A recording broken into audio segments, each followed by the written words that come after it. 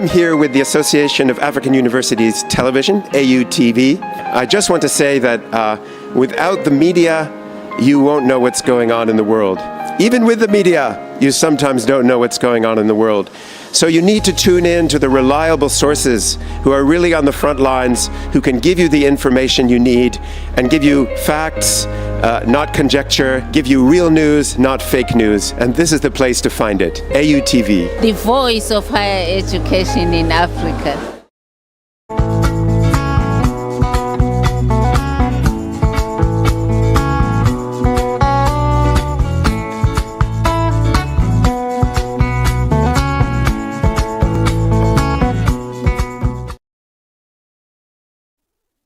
It is another beautiful morning in Accra, Ghana. My name is Isabella Tete Ahinakwa, and you welcome to the Hello Africa Morning Show, a magazine breakfast show brought to you by the Association of African Universities and proudly sponsored by Verna Purified Water and Biko Drinks. Today we've got a lot of interesting stories and engagement for you. From the top African news, we have First Lady Tinubu calls for gender equity in education. Also, ACE Impact advances higher education inclusivity at the University of Ghana with assistive tech boost. We also have African experts gathering in Addis Ababa to draft new TVET strategy. Also, Lagos protesters hold candlelit vigil for victims of cost of living protest, and also UNICEF warns of child protection crisis in Sudan amid famine and conflict. We also have engagement with one of the former AAU staff who will be joining us live all the way from the US. And I know you wouldn't want to miss these interesting discussions and also information. Stick with us as we go for a quick break. When we come back, we shall start with top African news. Stay tuned.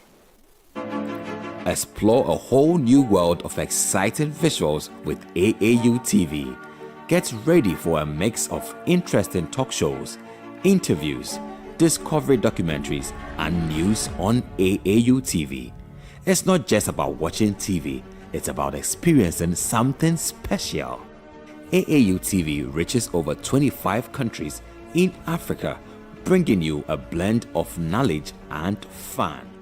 Learn about different cultures as you enjoy the shows. If you have events or want to showcase your business, we've got you covered.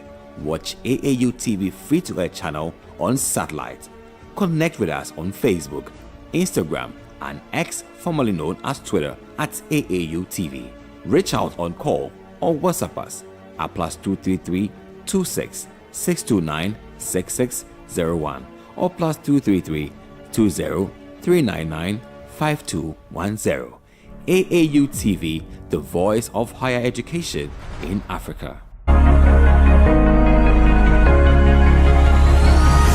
Hello Africa, keep watching AAU TV.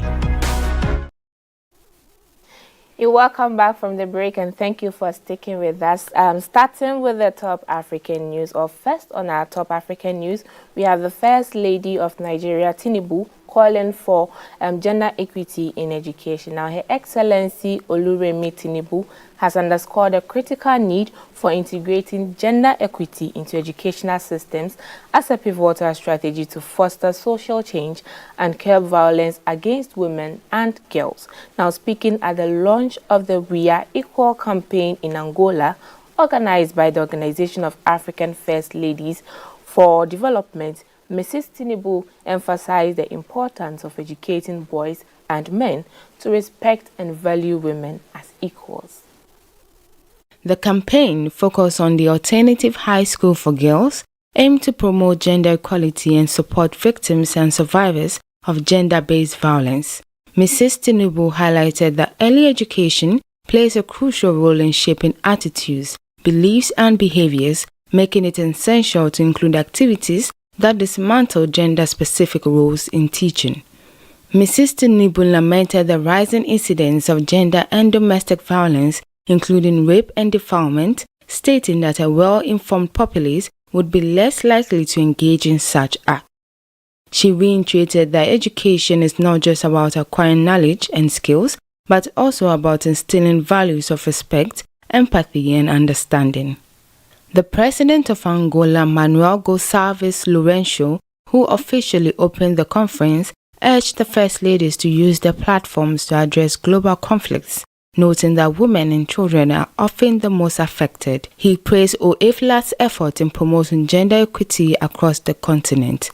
Angolan First Lady Ana Diaz Lourenço also committed to intensifying the fight against rape and enhancing legislation to ensure perpetrators face appropriate consequences. The event, which had the theme, "The Role of Education in Achieving Gender Equality as a Means to Combat Child and Youth Violence," was attended by First Ladies from Sao Tome, Cape Verde, Sierra Leone, Mozambique, and representatives from other African nations. The hashtag We Are Equal campaign is part of the team's broader effort to improve women's equity and address related issues across Africa. That is a crucial highlight from the First Lady of Nigeria, and I'll take this as an opportunity to urge us all, especially boys, and also to the government to ensure that men and boys are educated to at least value women as equals. And also this I think is going to curb domestic violence, because I know an educated man is obviously not going to commit domestic violence. And also I like to pick a quote from the First Lady. According to her, education is not simply about acquiring knowledge and skills. It is about instilling values of respect, empathy, and understanding. This goal requires the collective effort of everyone. Therefore, I charge us all to commit ourselves to this important cause for the sake of our children, the youth, and for generations yet unborn. So this really highlights the importance of educating guys and men to value women as one or as equal. Now, moving to the next story, which is ACE Impact Advances Higher Education Inclusivity. Now, in a significant move towards inclusivity, the African Higher Education Center for Excellence for Development Impact, ACE Impact, has strengthened its support for students with disability at the University of Ghana. This initiative aims to alleviate the pressures of the university's assistive technology unit, enhance the academic progress of students with special needs, and integrate them into the university's ICT training services. The intervention is part of ACE Impact's broader strategy to enable host institutions like the University of Ghana to focus on areas of need and priority. This budgetary allocation was extended to 36 universities hosting 54 ACE Impact centers across West Africa and Djibouti, driving sustainable regional impact. The Assistive Technology Unit at the University of Ghana, established in 2006, was created to support visually impaired students after it was found they were excluded from ICT-related academic activities. However, the unit's resources became outdated, limiting its effectiveness. The ACE Impact Project's allocation in January 2024 provided a much-needed upgrade, enhancing the unit's capacity to support over 300 students with special needs. Vice-Chancellor Professor Nanaba Amfo highlighted the transformative impact of the ACE Impact Project, particularly in enhancing the experiences of both students and faculty through digitalization and inclusivity. Students have already felt the positive effects of this intervention. Despite these improvements, challenges remain. The 28-seater space in the Eugene CS office is insufficient for the growing number of students, and the unit requires additional financial resources to purchase more assistive technological devices.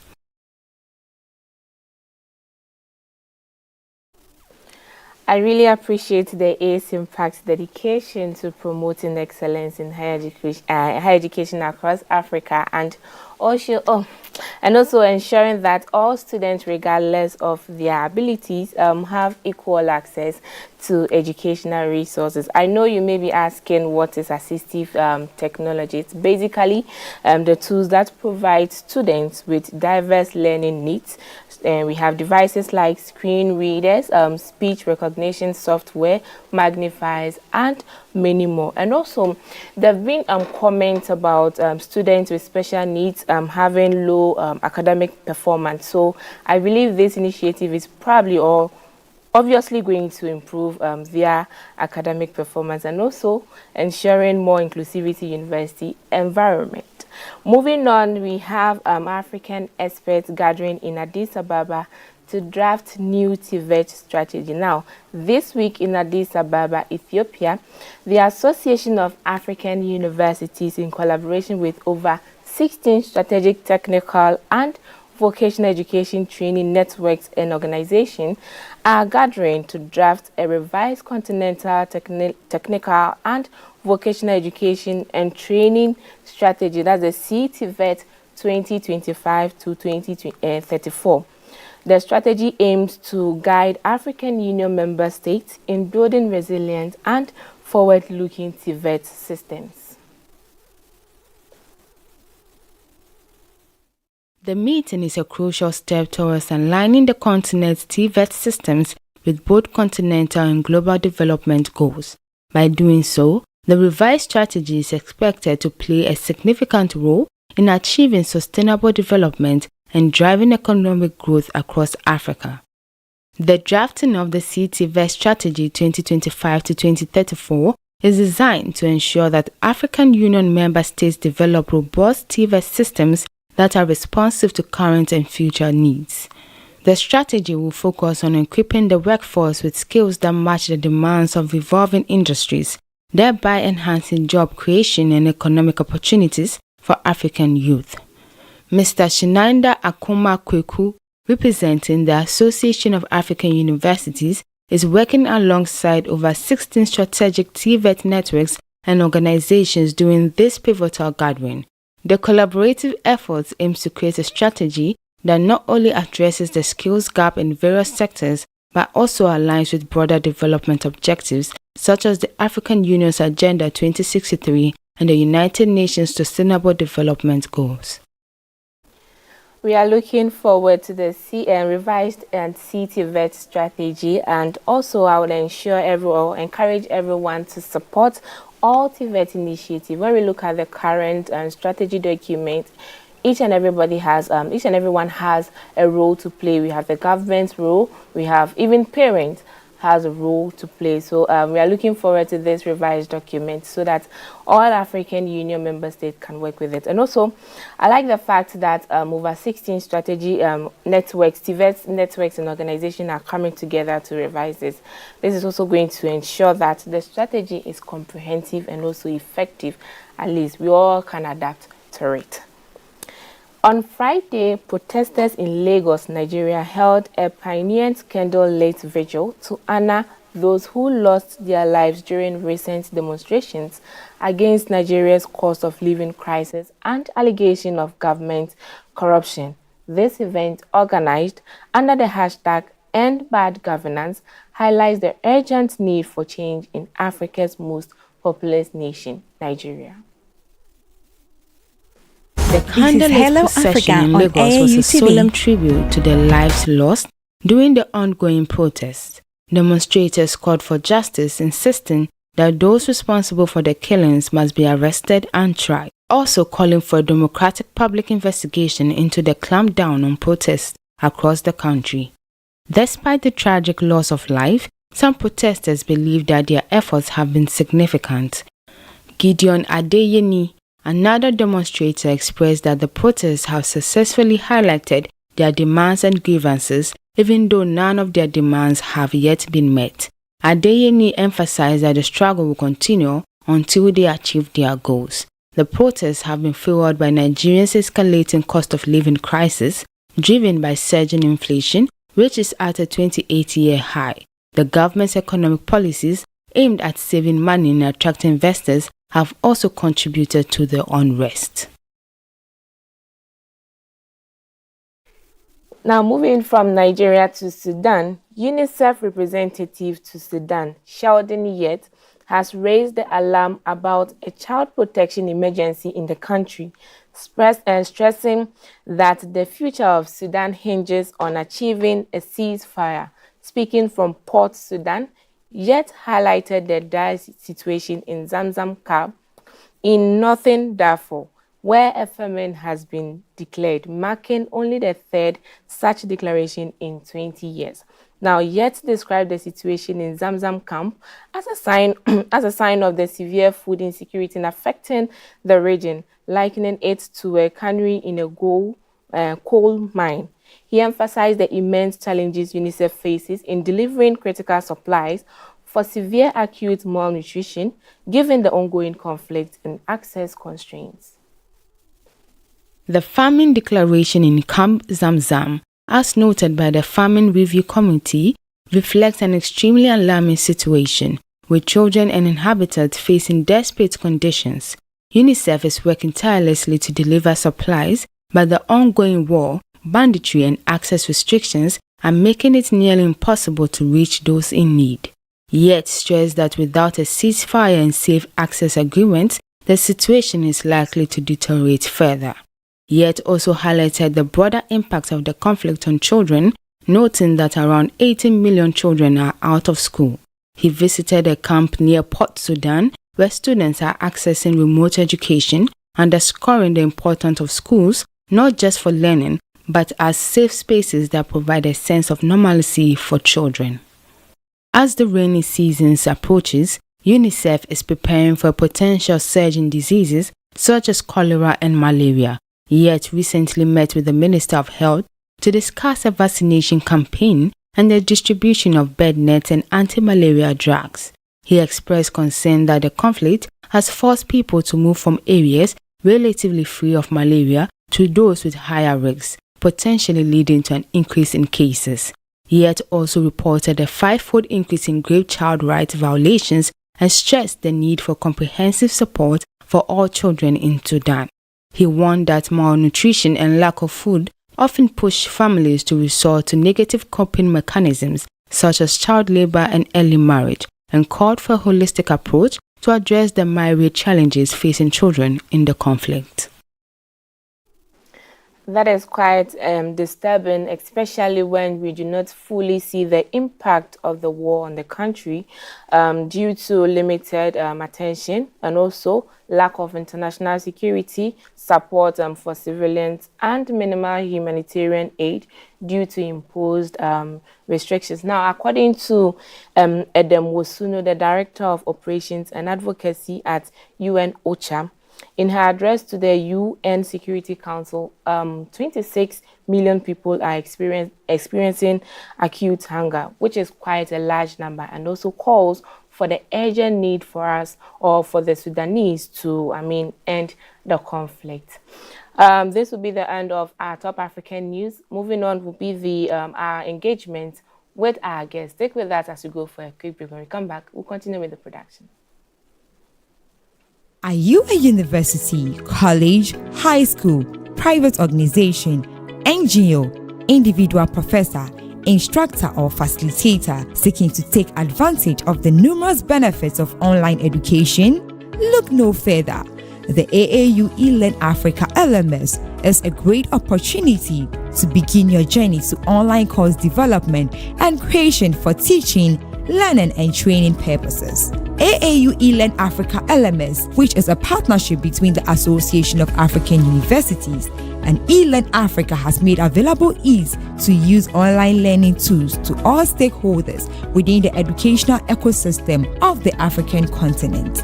This is to enhance teaching and learning in the bid to expand online learning opportunities for students in Africa. The online platform is open and available for free to all stakeholders and facilitates virtual access to classes without needing the other tools such as Zoom, Microsoft Teams, among others. For more information, visit www.elearnafricalms.com or contact us via aaulms@aau.org or estherm@elearnafrica.com. Follow us on LinkedIn, Twitter, and Facebook at AAU eLearn Africa LMS.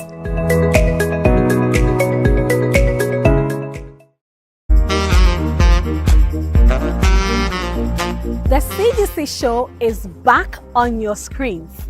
This season on the CGC show bring you nothing short of interesting and of course educative interviews. We are going to delve into the areas of technical and vocational education and training, TVET. We will get interactive with our professional and well-experienced guests to educate us on how to attain the career path you have been dreaming of in TVET.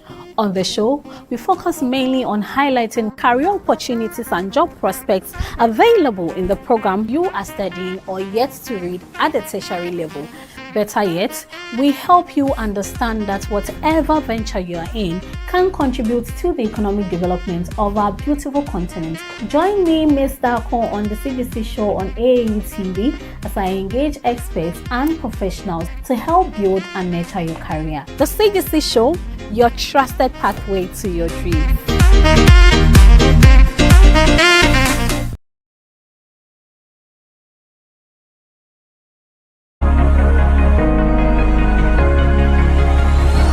Hello Africa, keep watching AAU TV, the voice of higher education in Africa. This program is proudly sponsored by Venom Mineral Water, Share the Love, and Bigo Drinks. You're welcome back from the break, and today we are excited to speak with an inspirational leader and a driving force in higher education and student affairs who has previously worked at AAU as the head of student affairs. Joining us is Mr. Kwesi Akwasam, a Ghanaian counseling psychologist and a doctoral candidate at the University of Maryland, specializing in higher education, student affairs, and international education policy. Now, Mr. Sam served as the 6th president of the Graduate Student Association of Ghana, USA, that is GRASAC, USA, during which he implemented several impactful initiatives, such as creating endowment funds and organizing the association's first congress. And today, we are going to explore his journey, his leadership experiences, and vision for the future of higher education, especially in Africa. Hello, Mr. Sam. Are you online with us?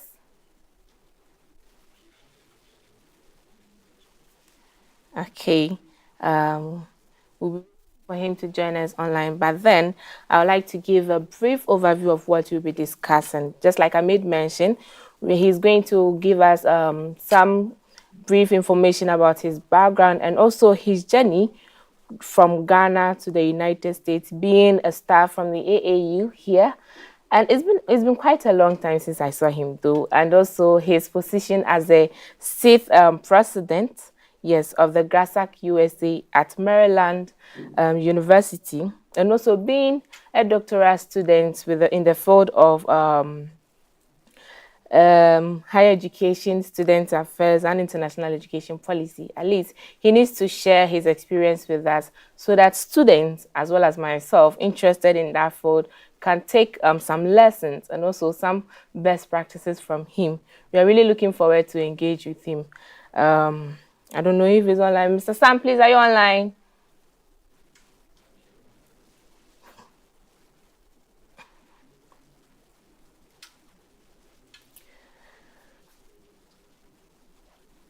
Okay. Please stick with us as we go for a quick break. When we come back, we are hoping that I'm lost of words because I was really wishing to engage him. But then we'll go for a quick break. Please stay tuned. I'm here with the Association of African Universities Television, AUTV. I just want to say that without the media, you won't know what's going on in the world. Even with the media, you sometimes don't know what's going on in the world. So you need to tune in to the reliable sources who are really on the front lines, who can give you the information you need and give you facts, not conjecture, give you real news, not fake news. And this is the place to find it, AUTV. The voice of higher education in Africa.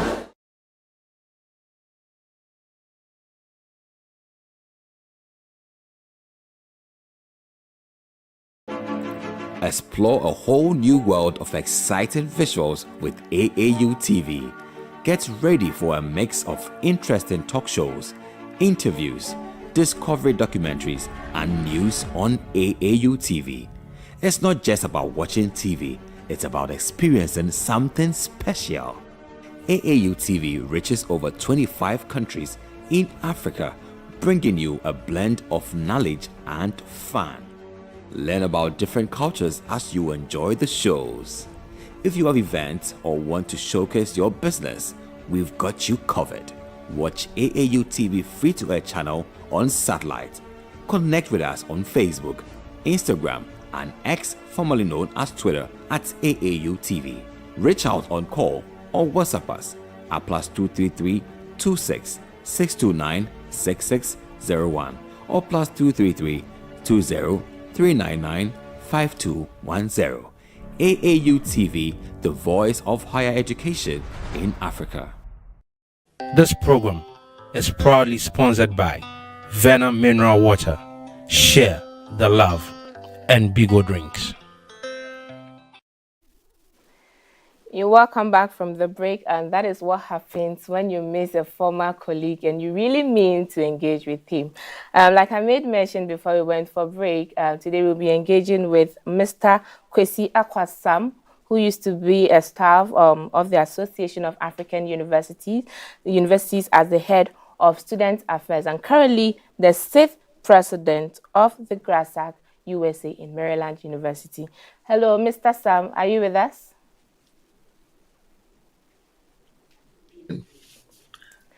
Mr. Kwesi Sam, you're welcome to Hello Africa Morning Show. Thank you so much.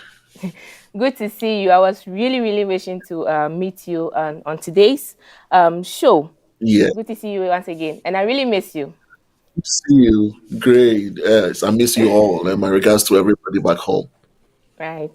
Thank you.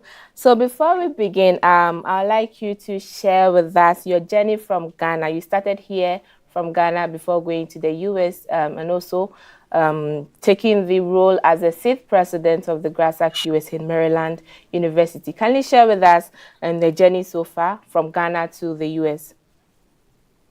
Wonderful. I don't know, that's a very big one. I don't know where to start from, but I did my first and second degrees at the University of Cape Coast. I read BSc Psychology from 2008 to 2012, and then right after that did my master's in the same field as well, and joined the Association of African Universities in 2016, where I had the privilege of working with a lot of professors and academics in general on the continent, establishing higher education projects and all.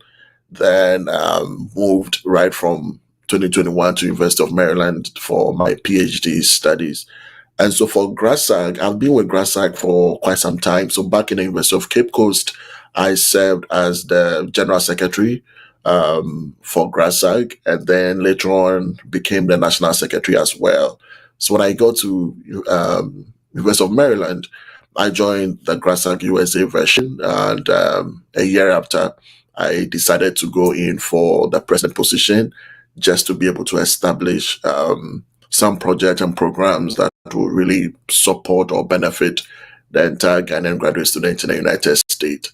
So that has been a brief of my journey right from Ghana into my PhD and then into GRASAC in America. That is quite an impactful journey. Now, let's take it back to you being, when you were in AAU, you were part of, or you were the organizer, you were African Universities Olympic hosted in Egypt 5 years ago. I would like you to share with us how you were able to, come up with this initiative, especially with the universities, African Universities Olympics. Then we come to the postgraduate student research training, which you also initiated here in AAU, and also the Agenda 2063 Student Engagement Series. Share with us on this initiative. Yeah, that's quite a lot.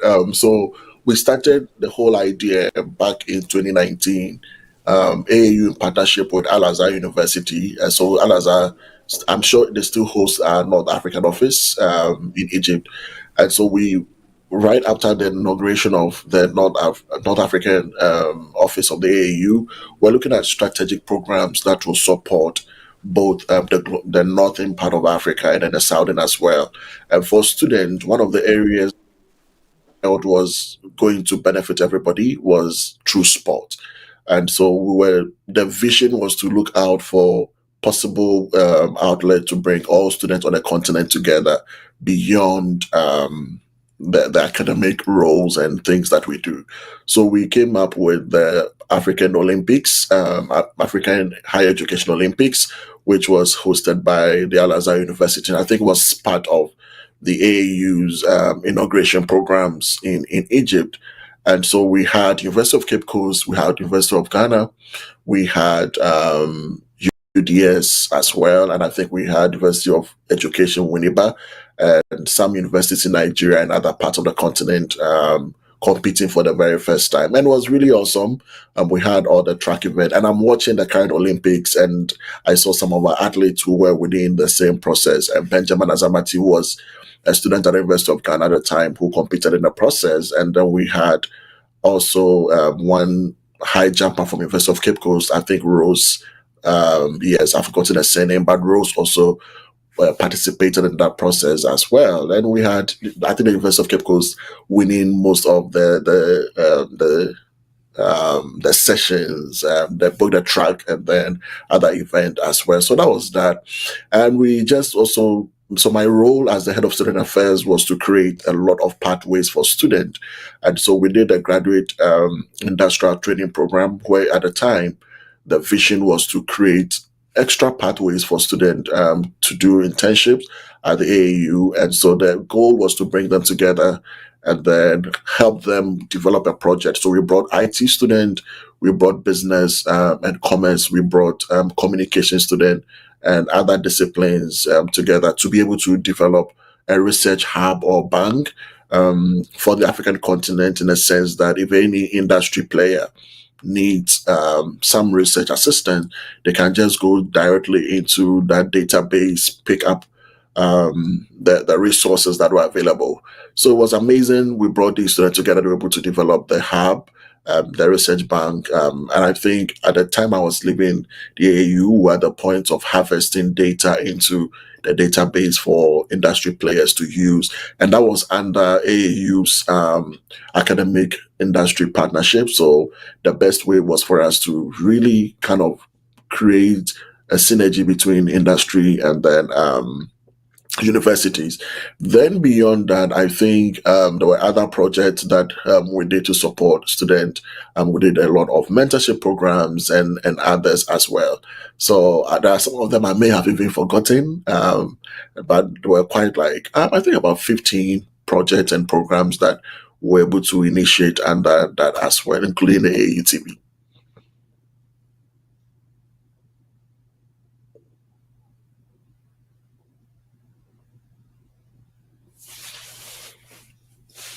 Hello.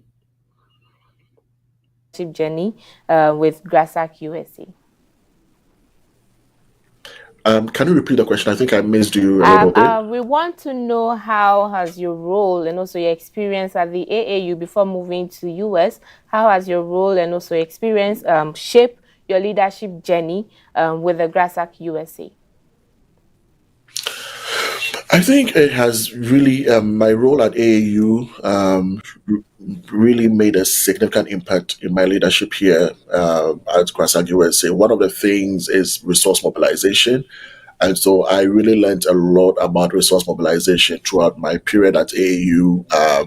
I was the lead, one of the lead facilitators for the resource mobilization workshops for African universities. So I was working with Professor Paul Ventura. We went to South Africa, Cape Town to be specific, to host workshops for university professionals. And then later on, had the privilege of working with Professor Rosemont Bohine, who is the Pro Vice Chancellor of University of Cape Coast as well, in Namibia, Rwanda, and other countries as well. And so when I got into Grasag USA, one of the areas that we needed much more support was resource mobilization. And so I leveraged on those skills and then the knowledge I had acquired throughout my work in AAU to create resource mobilization pathways for the association, because that was what we really needed at the time.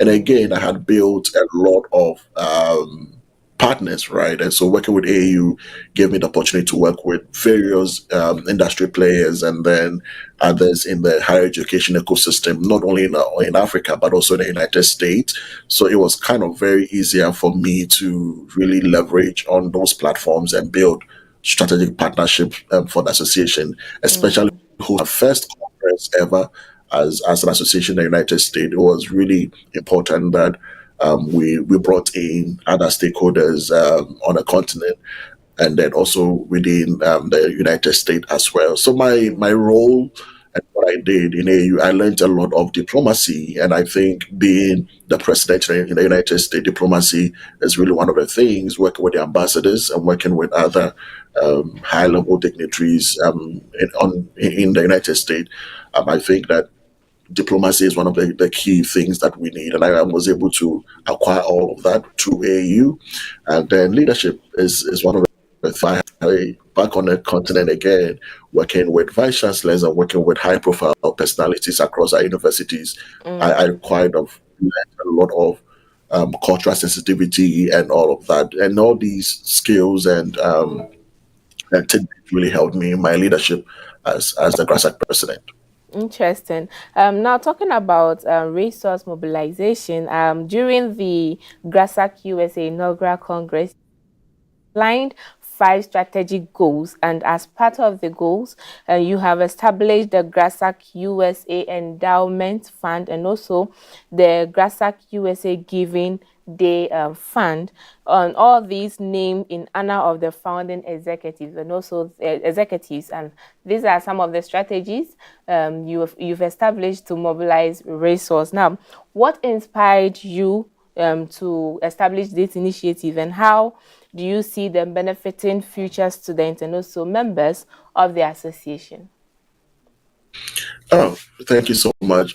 So one of the things when I was going into the vetting process to be the president, I had already gone into the archives from 16 when the first president, Dr. Juliet Ohimini-Tiamoa, and her team established GRASAC. And right from that period, one of the major problems or the challenges for the association was just fundraising pathways. That was kind of very missing. And as the association grew in numbers, we were receiving a lot of requests from students. And so students who didn't have stipend, students who were not on full funding, students who were going into medical emergencies, and those who were struggling with some food insecurities and all across the state were reaching to us. Again, we also had our colleagues from Ghana so we call them prospective students, those who would want to apply to grad school in the US. They were also struggling with application fees, and day in and day out, they would write to the association for support, which we did not have at the time. And so one of the key things that my executive and my administration, we took upon ourselves was to really establish that financial standing, so that we'll be able to support a lot of our members. And that really kept us on, and we decided to establish the endowment fund. One of the unfortunate situation that even propelled us to do this was, I think the summer of 2023, we lost some of our students to car accident in the United States. And within the heat of that moment, GRASAC had to really provide some strategic support to our members, which we were not in the best position to provide any substantial support in terms of finances. So some of these things really propelled us. I'm like, look, we need to really establish these endowment funds and these giving day fundraising streaming process to really help us expand our goals, aimed at raising $200,000 to support members' academic and welfare needs, which we're not able to hit our target, but we did fairly well in raising some good amount of money for the association. And I believe that the systems that we've put in place, which gives everybody access to donate through our website and then other platforms. We believe that in the next 2-3 years, we should be able to hit our target and be at a place where GRASAC will be financially stable to provide the support that it needs to its members. Look at the other 4 strategic goals, which includes initiatives to enhance inclusivity, the sense of belonging, among others. Share with us some of their achievements and also the challenges you encountered while working towards achieving the goals.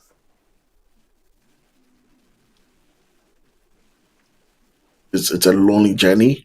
We encounter a lot of challenges. One of them being loneliness is really very, very real. And so back home in Ghana, you could just walk from your home to somebody's and then chat if you were ever lonely. Or even in the offices, you can just walk into somebody's office and have a very good conversation with people. But here, the culture is not that way. And so when our grad students really come into the United States, they face that that challenge, right? And so we decided to go a much more deeper and provide a lot of engagement pathways and platforms for our members. And we decided to break the association down further into 5 regions that we believe that will help us organize programs that will impact our members directly at the grassroots level. So we had the GRASAC Northeast, we had GRASAC West, we had GRASAC South, Southeast and Southwest, and then we had a GRASAC West. So we had leadership or regional coordinating secretaries at these levels, and their role was to really organize programs for members and engage them at that level and make sure that at least members felt welcome, they felt needed, and they felt like they belonged to a mother association. So once in a while, we'll bring them together on a bigger platform like on Zoom, where we organize some karaoke, like people will sing and they will win raffles to buy groceries and others. And then also the main goal was to bring all of them together this summer at the University of Maryland to see ourselves for the very first time. It was so interesting that we had people who had worked within the last 7 years supporting GRASAC, and they had not had opportunity to meet face to face. But then during the Congress, they were able to do that. So breaking down the leadership of the association, making it much more decentralized was really one of the pathways that helped our members as well. Then there were other things that we did in terms of programming, so after graduate school in the United States, what next? Everybody's looking for pathways to really either work in the United States, or if they want to come back to Ghana or to any part of the world. How do we facilitate that process as a graduate student association? And these are some of the significant things and programs and support that we did to help our members have the knowledge, the skill to be able to do that, or to be able to transition after school as well. So surprisingly, we're able to hit on all our 5 strategic indicators for the academic year, and GRASAC is I don't know, we at this moment. We had our election, which I thankfully have a successor and a wonderful team, which I believe that they will be able to do the work that we have left off and even do it much more better. Great. Now, being the president of the GRASAC USA, I know for sure that you've been approached with some challenges facing students, and also you may know about the present challenges facing higher education in Africa. Share with us what innovative solutions can be implemented to address these challenges. So I think and I need to be very strategic in answering this question. So I love that everybody would want to study in the United States. I love that everybody will have the chance to study abroad, because that really is helpful. You get the chance to engage with people in different cultures and engage people at various levels. So in terms of those cross-cultural engagements and having access to different learning pathways is something that you can never take out of the experience that we have here. The only challenge is that I wish people prepare much more better before they embark on these processes. So, for example, some students will wait at the very last minute when they finish their national service and they are not getting jobs in Ghana. Then they would want to jump on, oh, I hear people are traveling on education, and so I also would want to. And they go online through the service and support of others. They find schools, and then, yes, when they find schools, some of them don't have full funding, others also have full funding, and then the process begins and they jump on. There are others also who would want to go through the same process, but they do not adequately prepare. I think that if students will prepare themselves very well, if you want to come to study in the United States or study in any part of the globe, I think that if you are an undergrad, you should start preparing even in your final year. Having access to the right CGPA is great. You being able to write a very good statement of purpose or proposal in some higher education regions, or in the United States, you don't really need a proposal like that. And so preparing adequately is something that I would, throughout the work that I've done as GRASAC, I would always advise our people to really pay much attention to it. And so some do get rejected in the process of in the application process, not just because they're not good, but because maybe they did not really spend much more time in writing a very creative statement of purpose or paying attention to detail in the application process. So I believe that if we will be able to provide much more adequate support to our students if they want to transition to higher education in the diaspora, I think the government and this one I'm speaking specifically to Ghana, must be able to really enhance that process as well. Apart from the government scholarship that they provide, which I know is tailored through the Scholarship Secretariat in Ghana, there is no adequate support for students who come in to the United States or to other regions to study. And I believe that once they come in to study, they are still the asset of the nation.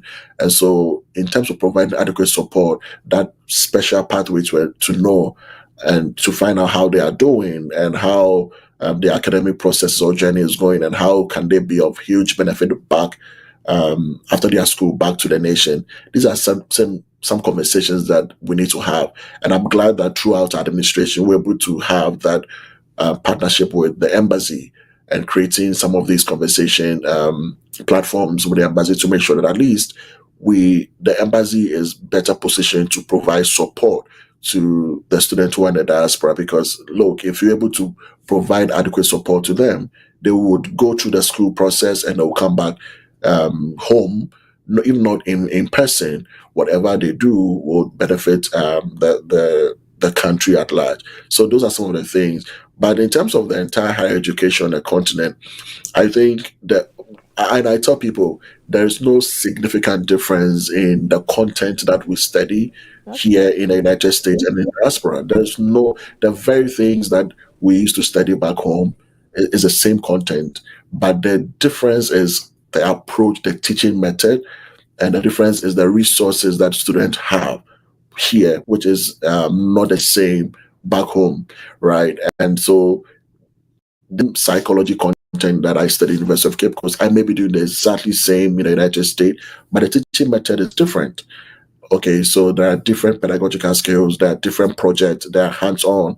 And so you finish school and then, I quite remember when we were finishing our first degree, level 400 psychology, some of my mates asking me, what do I do with this degree? What do I do with this certificate, right?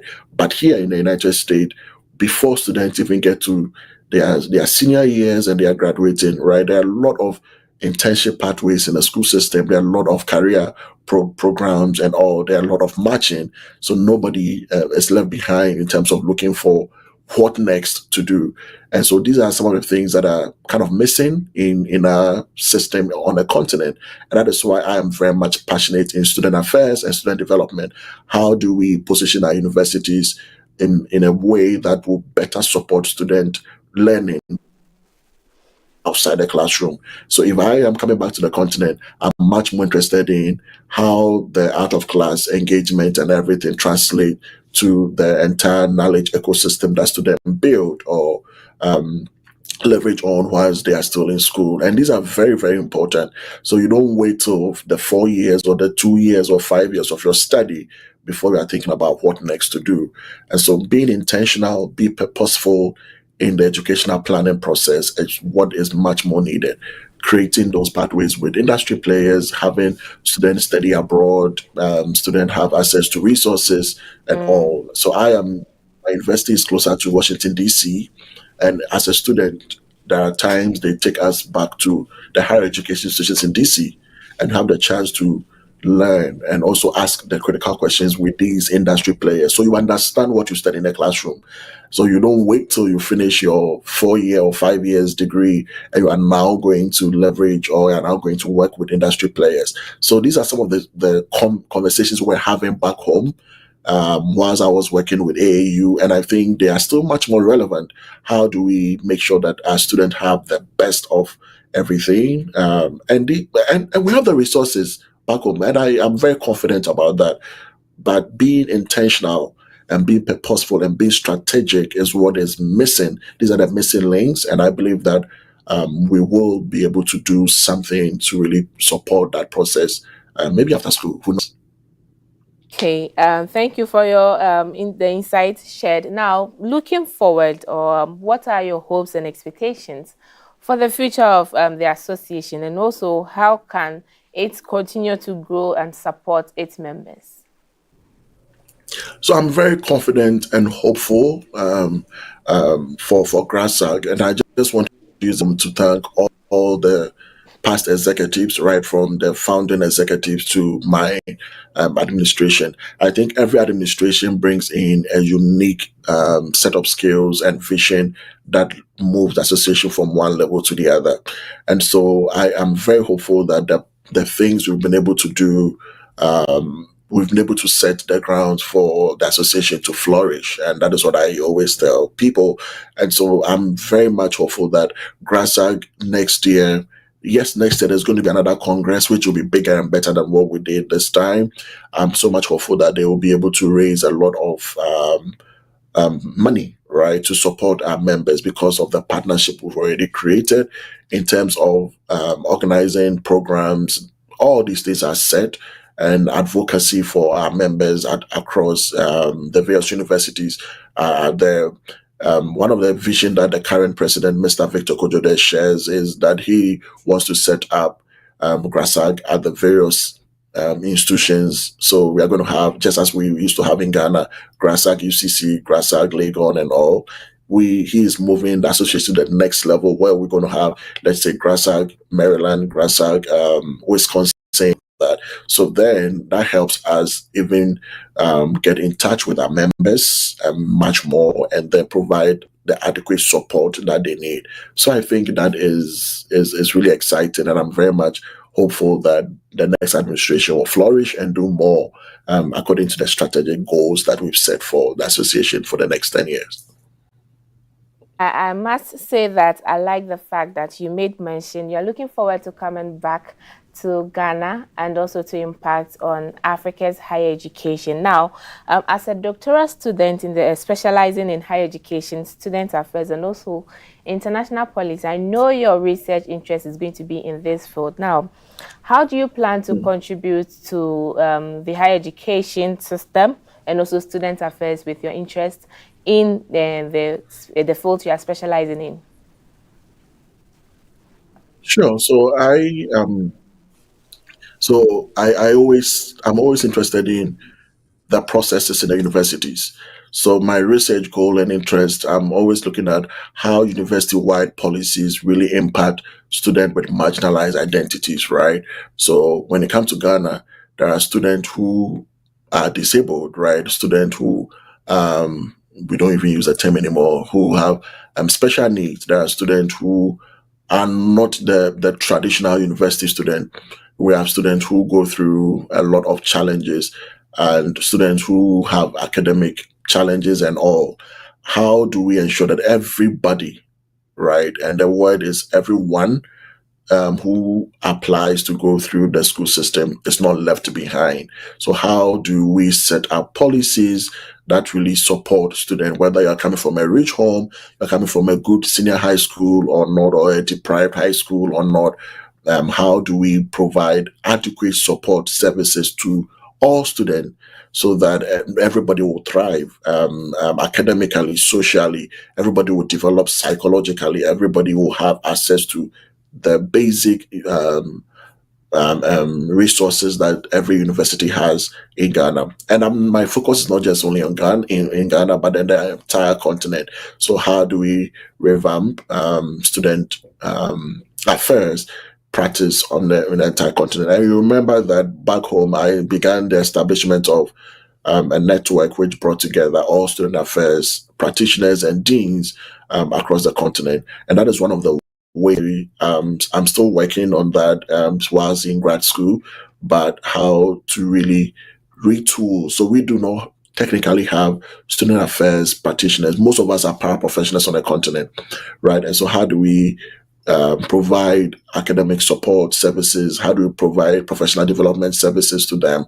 And how do we create even academic content, okay, for the vice chancellors, the level, the top or the mid-level managers of our universities to have a blueprint to use to really kind of support students across the various institutions on the continent. So that is my vision and my goal. My goal that at least all the processes are in our universities work. So, every organization has an HR, right? But so student affairs is just going to be that part for our student. It's an institution that is providing every adequate support that students need. That is a missing link in our education on the continent, being intentional in the support services that we offer to students. And I believe that when you do that for students, not only in the classroom, but then outside the classroom, there are a lot of outside the classroom engagement that if we are very intentional about that, we will be able to compete globally and do the very things that we want to do. And I indicated the things that we do here in the United States or in the diaspora, they are not too different, right? But it is just about how intentional, how purposeful that we kind of engineer our resources to support students adequately, regardless of who they are, where they come from, and what challenges they are facing within the school system. Our school system is such that if you are not, so we train you, everybody must fit into the box because of the resources that we have, right? But we need to create a lot of pathways to ensure that student, no matter who you are, no matter your circumstances, you need to thrive, you need to be successful, and you need to go through the school system adequately. Here we have students who have special needs, and we are with them in the classrooms, right? And so we have all the classrooms are set in such a way that, or the school systems are set in such a way that everybody is able to have the best access to everything within the school system. We don't have that back home, right? Or even if we do, there are a lot of challenges. So these are some of the things that we just want to revamp or just kind of see how best we'll be able to work around to provide a lot of services to enhance higher education and student affairs on the continent. So that's what I want to do right after my PhD, beyond the research and then the policy things that we'll be doing. But everything that I will be doing is university policies and how do these policies and resources really transform students holistically, even before they graduate. How does that make them much more employable, marketable, and how are they able to develop their skills? So setting up those systems in the universities is something that is dear to my heart, and I just would want to see that in reality across all our universities. Your experience and also your journey with that. Now, before you go, what would be your advice to young African students who are hoping to study abroad? And also, how can alumni and educational stakeholders continue to support initiatives just like the GRASAC USA? All right. So we always talk about brain drain, right? And when we look at the rate at which Africans or Ghanaian graduate students are coming into diaspora, especially in the United States. For the last academic year, we had more than 6,000 graduate students from Ghana alone in coming to the United States to study. And this year is going to be more than that. So we are always behind Nigeria, which is the giant in postgraduate education outside the continent, and is very beautiful. But this year, I think we're able to match them boot for boot. We had about 6,400 and something according to report that was released in November 2023. And so I'm hopeful that this year the numbers will increase. And so we talk about brain drain. Oh, all our best students are leaving the country, and they are going into other countries and all. But I think that is what the government must tap into, that resources. These students are coming into these academic spaces to study, to develop themselves, right? So how do we track them? How do we provide support? How do we provide that pathways that right after? So I'm sure the AAU hosts the Carnegie African Diaspora Fellowship Program, and that fellowship program through the Carnegie Corporation creates the pathways for African scholars in the diaspora to provide support to their colleagues back on the continent. These are some of the pathways. Must not only be Carnegie's problem, it must be the government's problem. So, for example, the Ministry of Education in Ghana must better position itself to really tap into the skills, the knowledge, and the resources that these students who were trained in our universities are now doing so much well in the diaspora. They are doing so much well in universities in the United States. When I go through the profiles of our graduate students and I see their areas and the skills and the routines, the ideas they share, these are very beautiful ideas that will advance our country, right? And so how are we tapping into that? So I think that the government, through the Ministry of Education, must be very much intentional in tapping these skills and resources, and making sure that at least, even if they are not coming directly to Ghana or to Africa to work, there is a pathway that they will be able to leverage and then share their skills and knowledge and all. So we have a lot of academic mobility for both professors and students, but we can also continue to do academic mobility or some sort of mobility for these practitioners to really do that. When we had our Congress, we had students who presented their research on cancer, right, and how they are using mathematical computation in solving cancer-related issues in the United States. And I was just asking myself, how can these professionals give back to Ghana, right, to our cancer research or our cancer treatment centers in Ghana? We had people to kidney and a lot of they are doing wild stuff, I might say, right? Everybody who is in the grad school here, when you look at their research projects and the things they are doing, they are very innovative. They are kind of finding real-time solutions to problems. But at the end of the day, some of these solutions will be packed in the United States. When I publish a paper, right, the paper belongs to my institution, and I'm affiliated to my institution. When you're counting research knowledge and how African or the regional knowledge production, my research will be counted as that of the United States, but it will not be counted as, oh, this is an African who published this. This is someone from University of Cape Coast, from, and all of that. So we need to be very, very intentional as higher education institution, not just in Ghana, but across the continent, to really turn ourselves into the resources that then are generating the knowledge that they are sharing, the skills that they are giving to the institutions in the diaspora. We need to be very much intentional about that. That is one of the things that nobody cares in Ghana, right?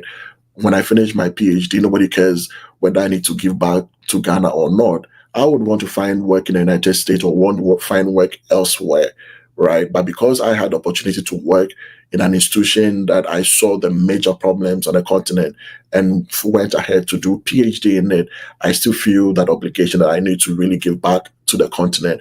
But most people do not have that that culture, because well, they left Ghana because of some hardship. Nobody needed them. They went through a lot of difficulties. But I think these are conversations that even as GRASAC, we are having with our members to help them still, even after their PhDs, give back to the institutions that they came from, give back to the communities that they came from. And that is the only way that we'll be able to develop Ghana and develop the African continent in general. So that is the few that I just want to share, positioning ourselves to tap into the resources that our students really have in the diaspora. And I think that is one of the things that will help us advance. Right. Thank you once again for joining us today. And just like you made mention, we are looking forward to seeing the impact of the diaspora in African higher education. So that was Mr. Kwesi Akwasam, the 6th president of the Graduate Students Association of Ghana, USA, and also a doctoral student at the University of Maryland. He shared with us his experience, his journey, and also vision for the future of African higher education. We'll go for a quick break. When we come back, we will continue with today's episode. Hey, so this is Dishant from Unica University Common Application. I recommend you to watch AAU television. AAU TV is the place to be for every person in higher education in Africa. Better be there or be nowhere. Continuez de regarder la télé et surtout sur le AAU. Keep watching it and it will change the way you interact with higher education on the continent. AAU, great job. I want to tell you that AAU television is fantastic. It's educative, it's informative, and it is a must for anybody who is interested in higher education in Africa. When I was in Accra last year, I did an interview on this TV.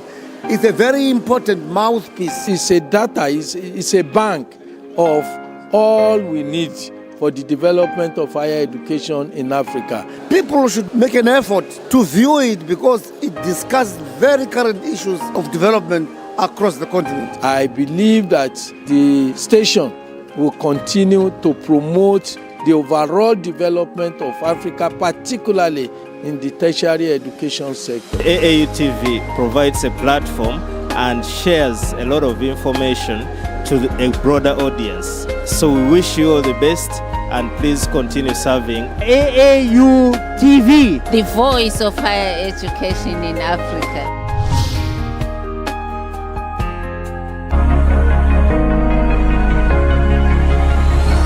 Hello Africa, keep watching AAU TV, the voice of higher education in Africa. Are you a university, college, high school, private organization, NGO, individual professor, instructor or facilitator seeking to take advantage of the numerous benefits of online education? Look no further. The AAU eLearn Africa LMS is a great opportunity to begin your journey to online course development and creation for teaching, learning and training purposes. AAU eLearn Africa LMS, which is a partnership between the Association of African Universities and eLearn Africa, has made available ease to use online learning tools to all stakeholders within the educational ecosystem of the African continent. This is to enhance teaching and learning in the bid to expand online learning opportunities for students in Africa. The online platform is open and available for free to all stakeholders and facilitates virtual access to classes without needing the other tools such as Zoom, Microsoft Teams, among others. For more information, visit www.elearnafricalms.com or contact us via aaulms@aau.org or estherm@elearnafrica.com. Follow us on LinkedIn, Twitter, and Facebook at AAU eLearn Africa LMS.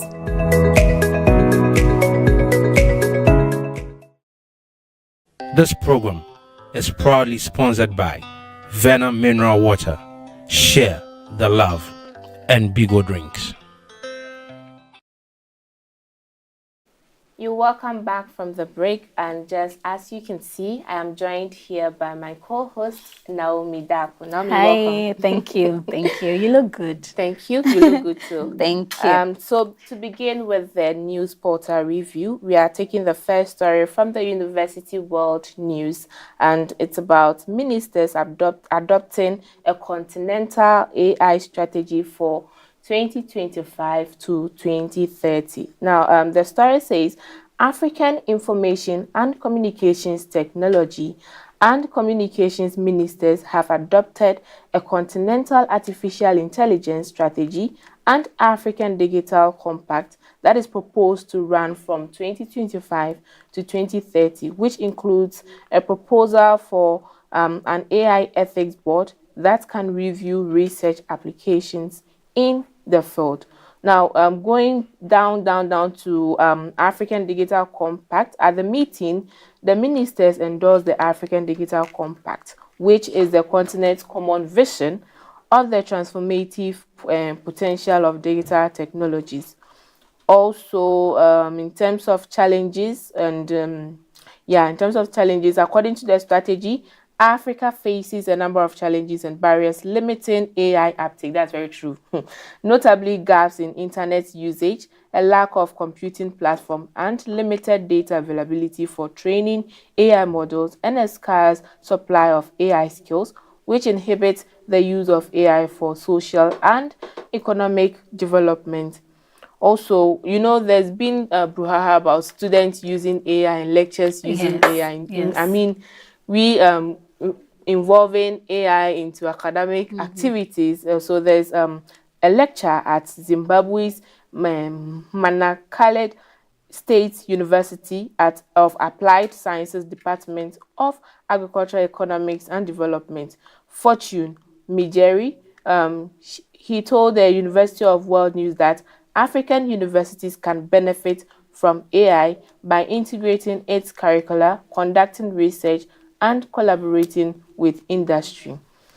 What do you think? We adding artificial intelligence to academic strategy. Yeah, I actually think that it's a very good initiative. Looking at how the world is changing with the advent of with the emergence of artificial intelligence, and for us to come up with a strategy that would help sort of like address the issues that we are currently facing and will possibly face in the future. I think it's a very good initiative, and like it was highlighted in the news portal that a lecturer at Zimbabwe's Manicaland State University of Applied Sciences Department of Agriculture, Economics and Development, Fortune. So this person told University World News that African universities can benefit from AI by integrating it into curricula, conducting research, and collaborating with industry. I think this is true. It is factual because I don't want to, it's not like I'm trying to say that the lecturer didn't do much, but there was this, whilst I was studying something on a particular topic, and then I realized that I was like, okay, let me just try. And usually what I do is I use AI to complement the slides that I have. So sometimes the AI is able to like give you a basic explanation about a specific theory or anything. So I went on this AI platform. I'm not going to mention the name because they've not paid for advertisement or anything. So I went on this AI platform, keyed in my command, and then the response that came, it literally matched the lecturers, what was in the lecture slide. And I was like, oh, so I'm imagining, are you saying? I'm saying, you already know what I'm saying. But I was like, so you are the lecturer, you're supposed to like read a lot of books, try and get your references, and then produce a comprehensive slide for us students to guide us in our studies. Now I go on the AI platform, and the AI platform is giving me the same thing you have given me in the slides. Imagine you had given me an assignment and I had used an AI to produce the answers for you.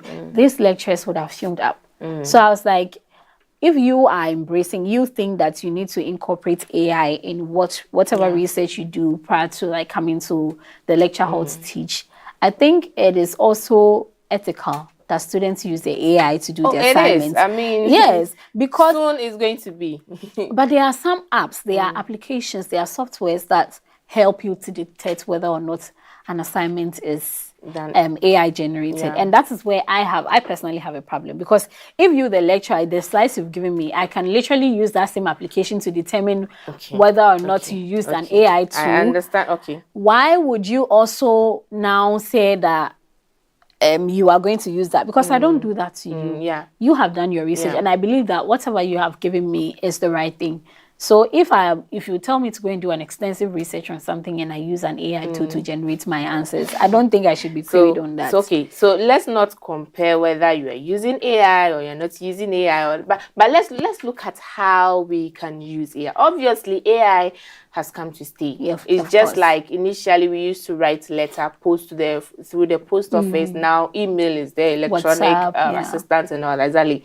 That's the same way AI has also come to help us to ease our works and all that. So let's look at how we can. Obviously, initially when AI came, lectures were, boiling around and all that, saying no students. Even if they see the from AI, you're going to get low marks on that. Now it has come to, and I like the fact that authorities are recognizing the need for us to integrate AI into our curriculum and trainings and all that. But just like you made mention, there are some apps that detect AI generated content. Exactly. So let's look at how at least there should be some flexibility. And you, the student, that is you where the ethics rely. That is where the ethical issues come in. So I am looking at it from the perspective of in academia, using AI or integrating AI in academia.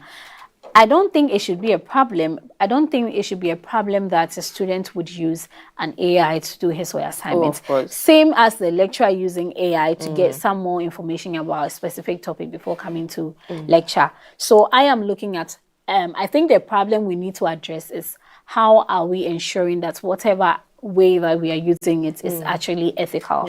Ethics in practice it should be like everywhere. It should be in all areas, in all programs. And I think AI, we shouldn't just go and then key in like the question, like I'm saying, in as much as you are allowed to use it.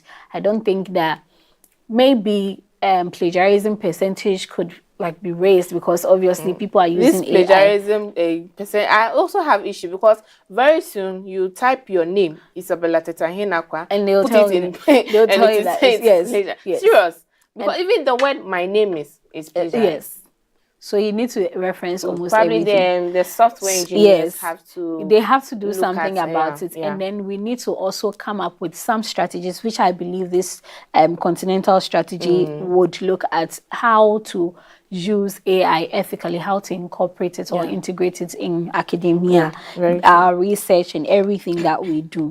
And I like that it's African Union Commission that is taking up the initiative, because sometimes we tend to question the role. I'm not saying, but these are like concerns from people from the continent, like what exactly is the role of the African Union? When issues of gender came up, there was a gender conference at the head office, Ethiopia. I was supposed to go actually.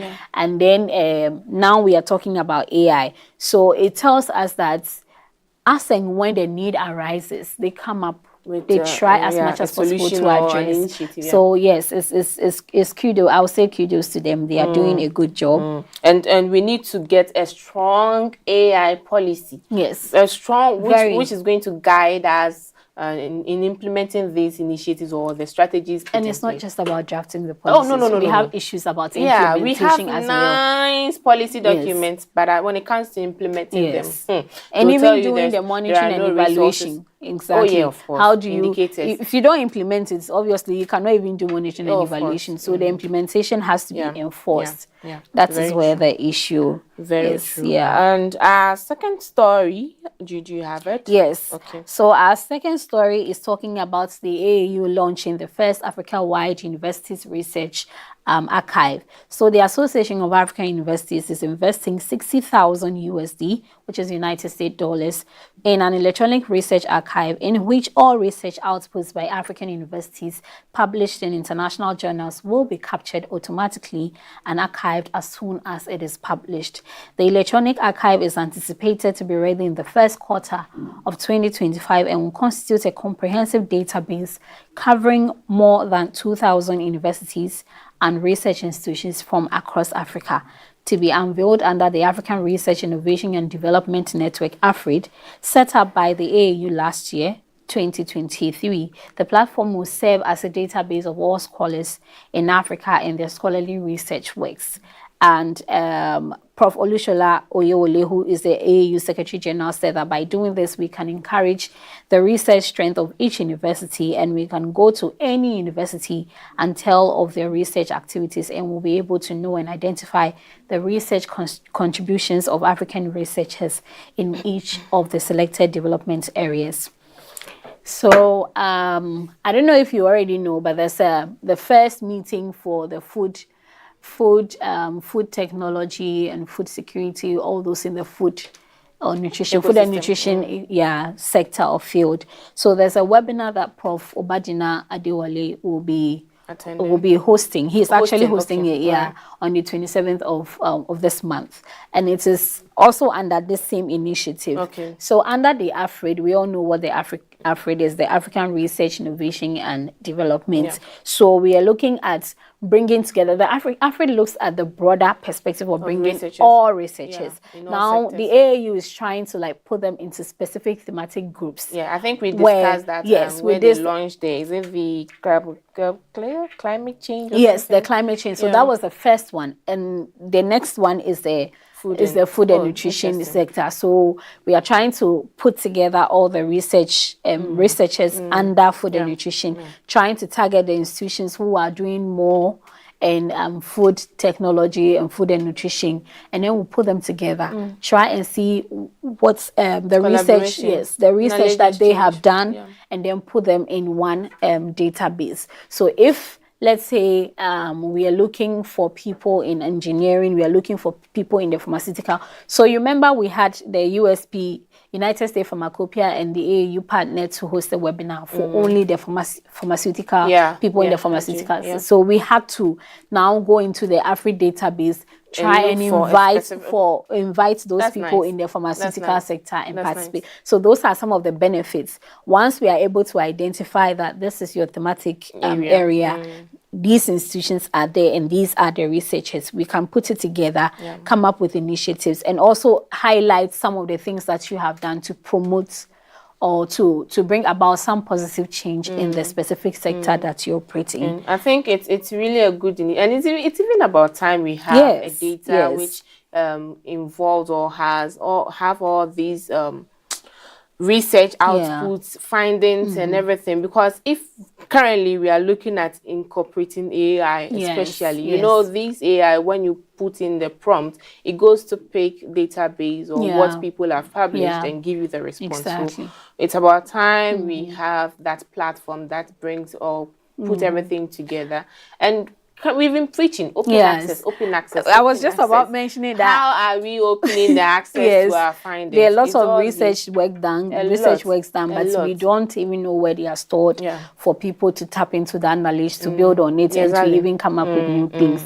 But Prof. Oyewole also mentioned in the same article that it will lead this initiative, which is bringing together people in the thematic areas, will lead to increased opportunities for interdisciplinary research, better tracking of research trends and gaps, improved research evaluation and funding allocation, as well as support for open access and open science initiatives. So I think this is a very good platform that I am actually looking forward to. Myself. And I like the fact that it is free access. No charges, nothing involved. But there are some conditions that when you are picking the data, you have to ethically use it right. You know? Yeah, and it also mentions that there are also a number of platforms that are already collating African research. But I think, of course, AU is a continental, but the AU is and some of these platforms are specific. I mean, you can't get all all research data there. Yeah. So, and if AAU, we are doing something for our member universities, I mean, it's a plus. Yes, it's a plus for them. Yeah.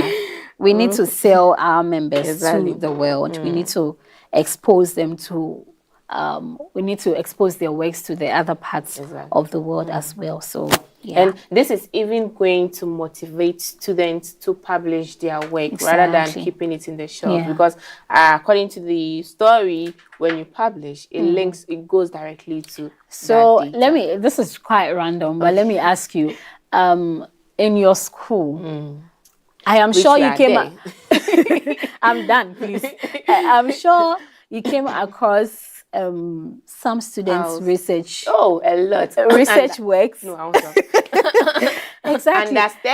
Under staircases. Oh my God. And I was very concerned because we spend so much money doing our research. Aside the money, the time, the energy, let me just say resources, because resource covers capital or everything. Sleepless nights to do your research. And even engaging the stakeholders. Yes, they'll grade you. Maybe you get your grade, maybe your A, your B plus, your B. But then your work, the school is unable to keep your work in a place where you find it and you are like, oh, they find my work very valuable to contributing to research. And you find your work under a staircase. And then you are now thinking, did they want me to just do this just for the grading and then it will go away? What exactly would they use this for? Very bad. And I know the school has a repository that it has, but I think there's a process which students do not know. So probably they need to educate students. When you're done, these are the process you have to go through if you want your story or your findings to be published on the school's repository. I mean, but I'm also thinking, because when doing my research, I went to the school's site to archive to check if maybe somebody has done something related to what I was about to do, so that at least I can get some content from there. Did you get any? Oh yes, I did. Well, a bit. I mean, but all my reference were from other exactly. And I'm sure people would have done something, and then but I'm also thinking maybe the ones we see under the staircase are the ones that got like they're not so good. Sure? I'm just thinking because in fact, I don't know why you would want to keep someone's research work under a staircase. Really check. I'll go back to campus. Hello, I am coming back to campus to check where my research book is. Yes, I want to know where it is.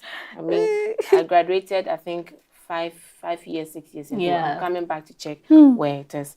Moving to the next story, which is angry Anglophone students call exam candidate selection unjust. Now, graduates from universities in the English-speaking region of Cameroon are accusing the authorities of marginalization and injustice in how students are selected to write special training examinations for pupil magistrate and court registry. The graduates from the University of Biu and the University of Bemenda and the two Anglo-Saxon universities based in the English-speaking regions of the country who applied to sit for the exams said they were delusionized by the discrimination and injustice that characterized the selection of eligible candidates. Now, moving to conflict turned violence, French-speaking magistrates with little knowledge of English are sent to English zone because of the limited number of trained English language magistrates, one of the reasons that triggered the Anglophone crisis that has been running for over 7 years, the report said.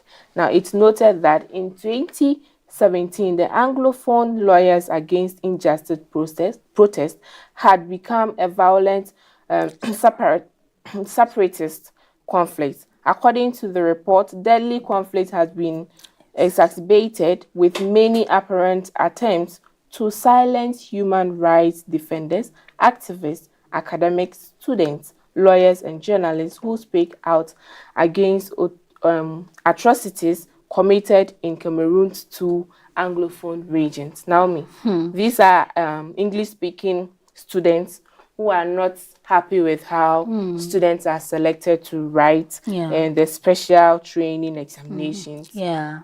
for people, magistrate and also court registry. I tried very hard to understand the story, get to know what their needs are and what they really want. But I don't know. Probably maybe you. I think so it's like some of the English speaking candidates were moved to like French speaking regions. So they are unable to like communicate. Okay.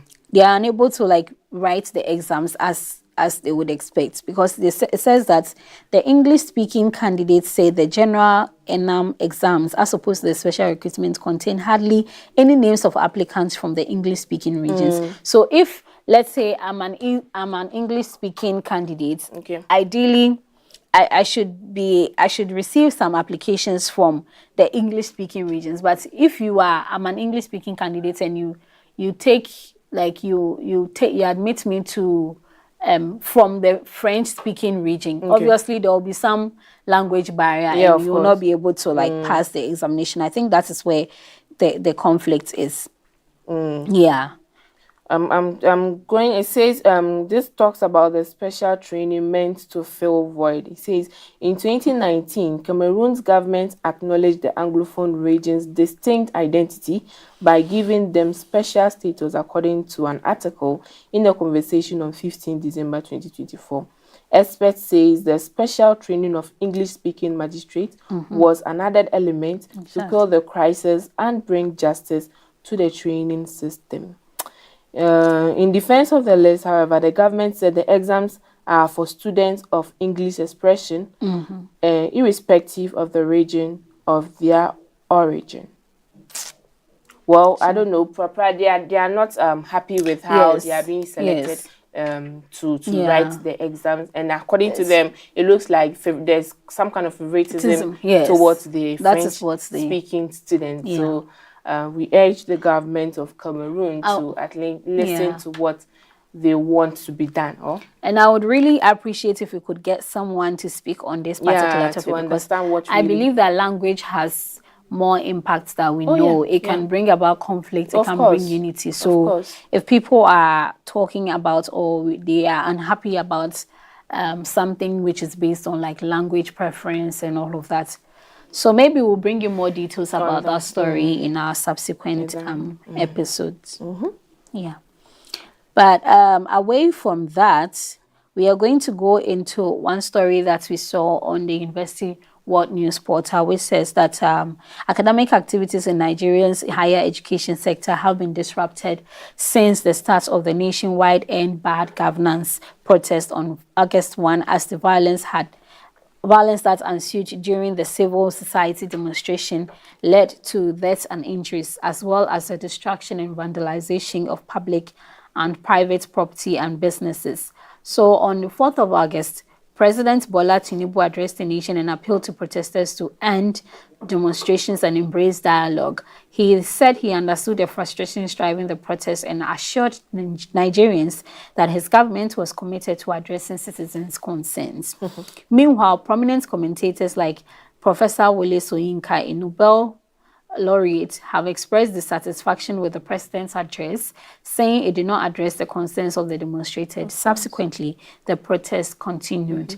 Various civil society organizations like the Take It Back movement and the Enough is Enough group have called on citizens across Nigeria to take to the street from August 1st, and the protest is scheduled to continue for 10 consecutive days if the government fails to respond to the protesters' demands. And this has also brought about a halt in academic activities. I mean, it's highlighted in the article that lecturers and students in several parts of Nigeria were prevented from going to their various campuses because public transport systems were shut down, as the governors of the states like Kano, Borno, Bauchi, Kaduna, Yobe, Katsina, Plateau, Jigawa, and Zamfara imposed curfews.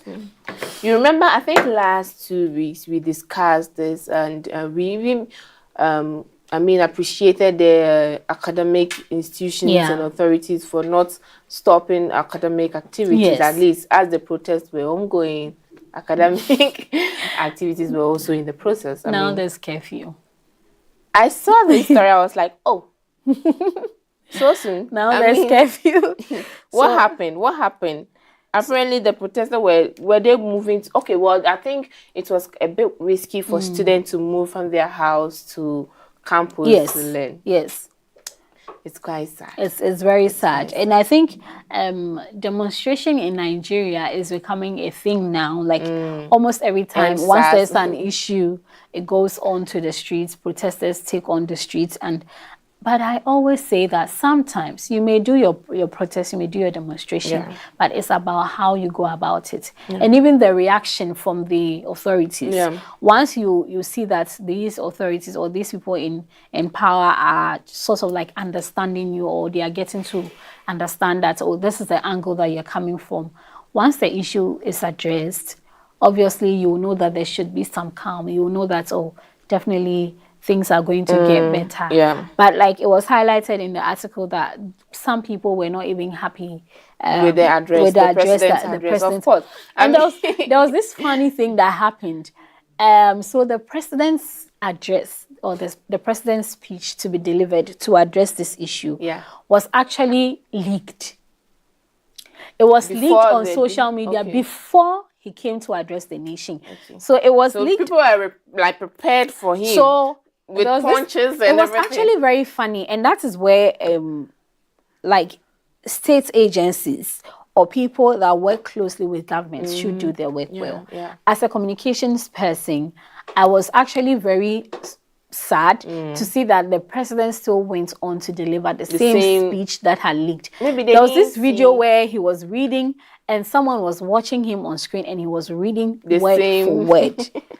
The same thing he was reading, and I was like, "What is his communication?" You were suggesting that they could have done something. Yes, but maybe that's the information he wants to give out. But they could have definitely. You can say the same thing in so many different ways. Rephrase. Exactly. So many different, and that is where AI would come in. AI could have helped him do that, but people are, just like you made mention, people are not happy with the address. According to them, I mean, you just came to say something. You didn't really address the challenges issue. or the issue.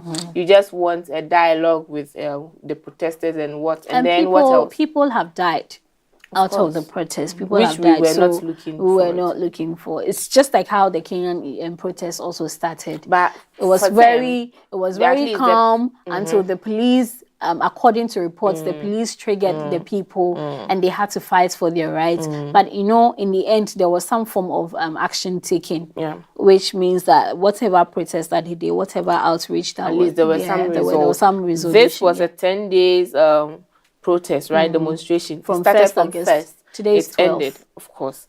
Nothing. Nothing. Maybe it was just the address. It was just the address. That is what I know of. It was just the address. Nothing really has happened. So what is the next step? There's not been any reform whatsoever. Nothing is changed aside the people dying from the And protest. it's actually very sad to see Nigeria go into that direction, because I see Nigeria to be one of the biggest countries in West Africa. On the African continent, actually, they have a very large population. They have lots of youth or young people in that country. And I think it's about the areas of prioritization. I think what is happening in that country, based off of what I have observed, yes, I feel like most of the time the government does not prioritize the youth. Even in their policy framing, they will say, yes, they are going to give employment. What are the strategies? Just as they've been able to enforce the NYSC scheme. I think that they should come up with something like a job policy that would empower the youth to go into like youth engagement and youth involvement. But it's just, and I can tell you for a fact, it's just a fraction of people in Nigeria who are benefiting. And you see how they are benefiting on it, like the difference between those who are benefiting and those who are not. Yes, it's very large. Who are not benefiting is actually very large. So there should be some form of, it will take a while, but at least that whatever resources that these people are benefiting so much should come down to some level for other people to enjoy. Otherwise, there will still be this rage on the streets, demonstration and protests. And I agree with you. it will drive away investors in the country. Of course. And then it will ultimately affect the economy. I mean, conflicts every day. Of course, who is going to invest in that country or even do something better for? So I think the people in, I don't want to say government, but if you are in a place of authority, I think you should really listen to the youth, to the young people of your country, and ensure that their needs are met one way or the other. Of course, you cannot do everything all by yourself. You cannot address all issues all at once. But once in a while, if you do it step by step, definitely there will be some point where they will be satisfied with some of the things that their concerns. And then as they see that you are solving one issue, they'll definitely have the hope that whatever pending issues would also be solved as well. So, now, still on protest, now campus protest over assassination of Hamas leader continue. Protests have swept across university campuses in several North African countries, including Tunisia, Libya, Mauritania, Morocco, and Egypt, since the assassination of Ismail Haniyeh, the head of the political bureau of Hamas, in a 31st July attack in Tehran, Iran, which he was visiting. Now, in their condemnation of the assassination of Haniyeh, many of the student organizations in North Africa have amplified their calls for an end to the war, which has left thousands Palestinians in particular dead and displaced, and has also contributed to what has been called a scholasticide, which means the destruction of education in the area. Although the strike on Haniyeh was widely assumed to have been carried out by Israel, the country's government made no claim of responsibility and declined a comment on the killing.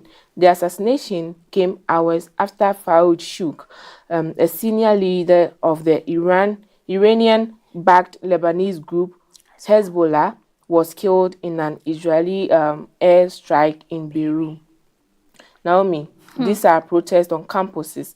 We have students in Morocco, Mauritania, Tunisia, Libya, among others, protesting against the assassination of a Hamas leader. And I read about him, Ismail Haniyeh, and I got to know that he's really played a key role in terms of ceasing fire between all this, curbing or stopping the conflict between Israel and Palestine. And there he goes. He visited or he went for a program in Iran, and boom, in a hotel. But I'm actually very confused, because we all know that Israel is attacking Palestine because they said, according to them, Hamas attacked them, some parts of the country. So if I am actually confused, because I don't know why somebody would kill. Yes, in as much as maybe he has done good, he triggered this conflict going on. Actually, he's been preaching against the conflict. I mean, he really wanted it to stop. It was the Israel-Palestine war. It's not even a conflict anymore. It's a war. It's a war, yeah, yes. Of course. The Israel-Palestine war is as a result of Hamas attacking the Israelis. So if he's been killed, I'm not saying that if he's been killed, but okay, obviously you can be sad about it because he's made some contributions, but everything started as a result of the attack on Israel. Israel didn't attack Palestine. It was Hamas that attacked, and Israel wanted to attack Hamas, like kill Hamas as well, like the group, but then they could not identify exactly, so they were just, and that is how the war started. So if now the leader has been killed, I am sure that I am just hoping that it will bring some form of calm. It would stop the war, because they were actually looking for that particular person. They were actually looking for the group that he belongs to. So if they've been able to kill the leader, even the supporters will be alarmed. So they may not. I'm not sure they would want to even attack, unless of course there's also another issue that we do not know about, and then it will trigger them to attack again. But otherwise, I think this is just the beginning of an end. So already the Israeli authorities or the leaders have not come out to take responsibilities as to confirming that yes, they are behind that action or that assassination. They haven't. So, but then people are saying they are, because this happened few hours after Fuad Shuk, the senior leader of Iranian-backed Lebanese group, was killed. Was also killed in an Israeli airstrike.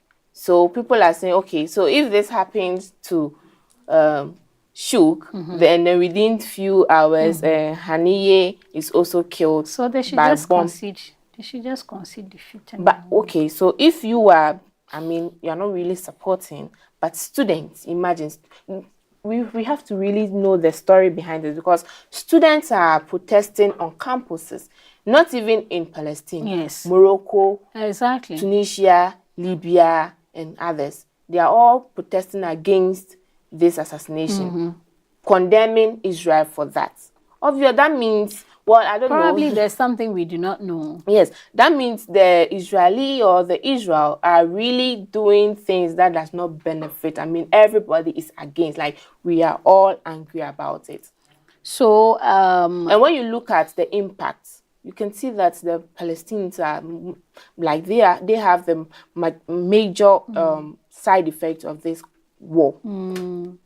Yes. And that is why I'm saying, once you know the impact of the war on your country, on your people, and then whatever triggered the war has been attacked, like Hamas attacked Israel first, and then Israel decided to retaliate, and then it just continued like that. Back and forth. So if the leader has been killed, I am thinking that this is just the beginning of an end. This is just the beginning to the end of the war. And don't you think, are you sure this is going to be the beginning as people are protesting against the assassination?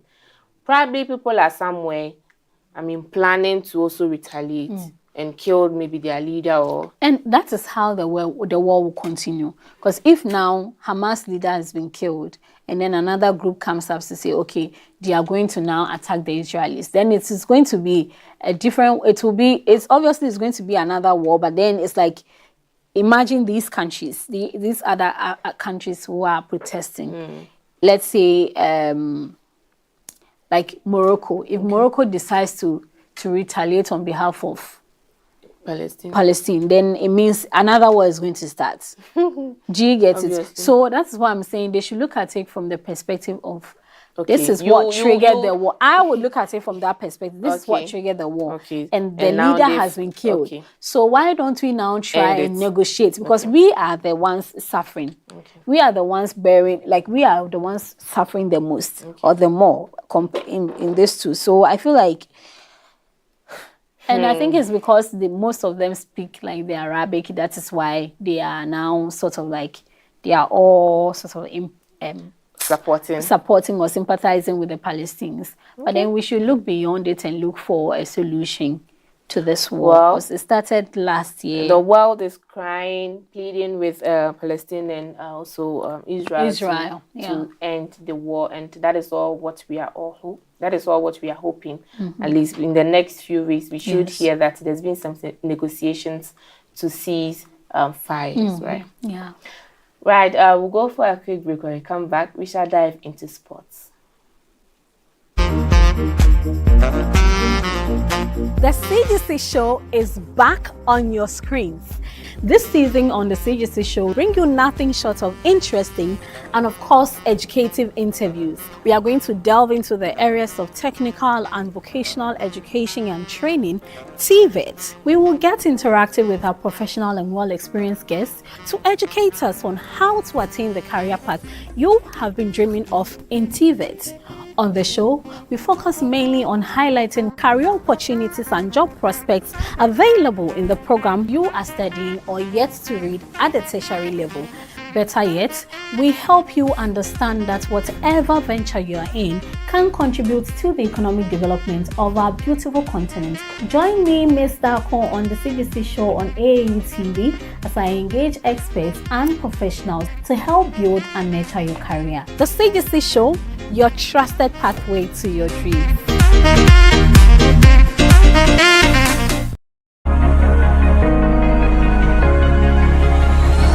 Hello, Africa. Keep watching AAU TV, the voice of higher education in Africa.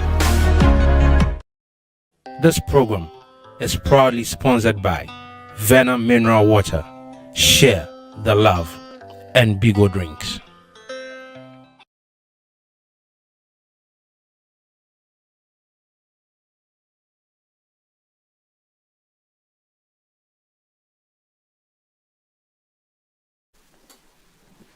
Isabella.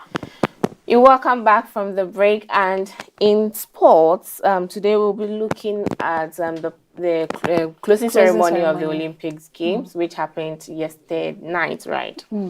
And I was really looking forward to watch it, but all the social media platforms that I tried, the live streaming that I tried to watch, I only saw audiences and Naomi, I don't know if maybe you were able to watch. I was unable to watch it myself because I was busy with other things preparing for the office. Okay, you know, okay. we have the AU strategic plan launch coming up this Wednesday, so that is what I've been working on. So I didn't really get all the time right, that is fine. But I think I saw some pictures flying around with the way people appeared, their dressings, and even the flags of the athletes showcasing their flags. And amongst all the athletes, guess who was really happy? USA.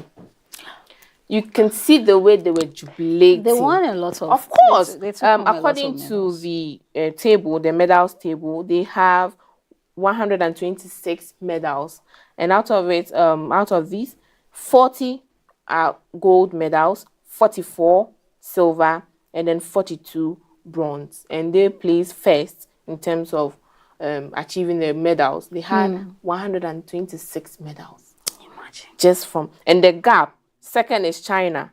They had overall 91 medals, 40 as the same as US for gold medals, 27 for silver, and then 24 for bronze. I was looking through, trying to see an African country, and only to see Kenya place 17th with just 11 medals. 2 gold. No, 4 gold, 2 silver, and 5 bronze. Naomi, what does this say? I mean, because we had some Ghanaians, we had some Nigerians, we had some Kenyans, we had so many athletes from the African countries. So I think there's this representing. There's and this. Now, I'm trying to find a story of one Ethiopian who is getting some awards or rewards for winning, like he got some medal in, and he's going to be receiving, I think, a home, $2,500 to $10,000 from some organizations in the country in Ethiopia. And he actually, I think it was the men's heat or so. I don't know which one specific, but it was on the African Union platform. It was on their social media page, and I saw that. They said it's been a long time since someone from the country got a medal in the Olympics. So it was just, they're actually going to establish a holiday. Yes. Either Botswana or Ethiopia, one of them. Yes, they're going to put a holiday in his name, so it will be celebrated like every year. They're giving him a house, they're giving him some money, and a lot of things. But I feel like representation, in as much as we talk about Black representation, which I am very big on, Black, I think, and then gender. Yes, you know. I think that we can do better.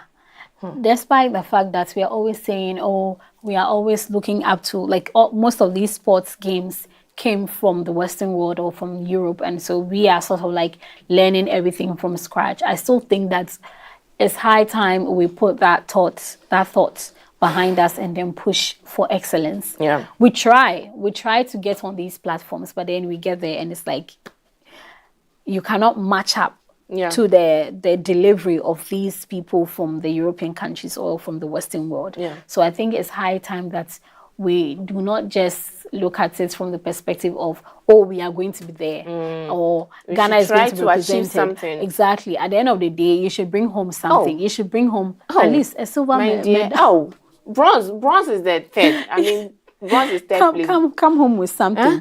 But it's like we are always spending money. Oh, we are going to be there. We are going to be doing this. And there was this video of some SHS students doing their high jump. I don't want to laugh. Was it the high jump? The one they use the stick to fly. I think it was the high jump.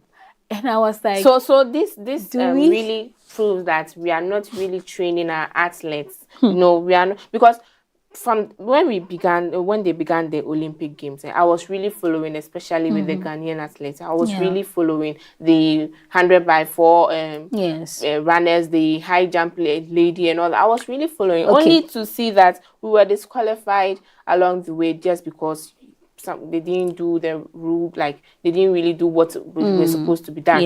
And the lady too couldn't. I mean, yes, she won the gold medal during the African Games, but going to the Olympics, I mean, she was not able to do the final jumping, and I mean, was disqualified, or no, not disqualified, but stepped out from the games. It's really sad. We came back home with 0, 0, 0, 0, 0 medal, nothing. Nothing. And because I'm a Ghanaian, I'm checking the table and they're giving me dash. Don't break your heart. Don't break your own heart, please. Dash. It's really sad. Don't break your own heart. We need to prepare. We need to get. Well, maybe we don't have the people. What about that? It's not about having the people. You can always be trained to do something. So it's about the mindset. Then go for us, Naomi.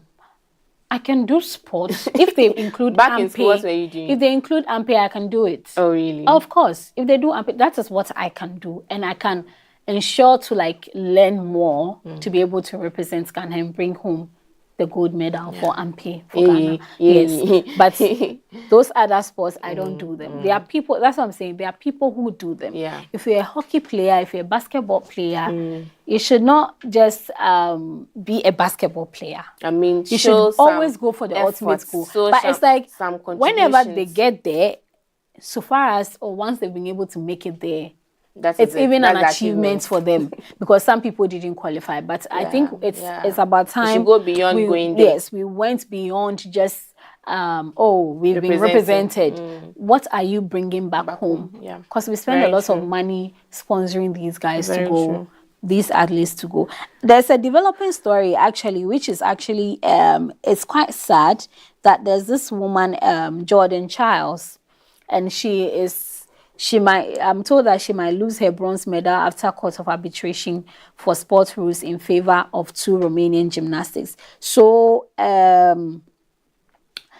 apparently there are some, I don't want to say, there are some bases on which you could be stripped of your medals or your award that you received. And this woman did none of them. This Jordan Childs didn't do anything of that. Now, let me read the story so that you get some context. So, gymnastics Olympian Jordan Childs may lose her bronze medal after her score for the floor final was reversed after the Court of Arbitration for Sports ruled in favor of 2 Romanian gymnasts who challenged the score that placed her in 3rd place.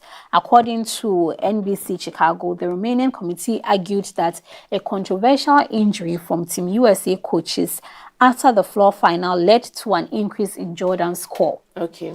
However, they say the inquiry made on Jordan's behalf was made after the 1-minute deadline and argued that it shouldn't be allowed. Okay. On Saturday, the Court of Arbitration for Sports argued that the time was after the 1-minute deadline en route to reverse Jordan's score. And in the ruling, it states that the inquiry submitted on behalf of Ms. Jordan Childs in the final of the women's floor exercise was raised after the conclusion of the 1-minute deadline provided by Article 8.5 of the 2024 FIG technical regulations and is determined to be without effect.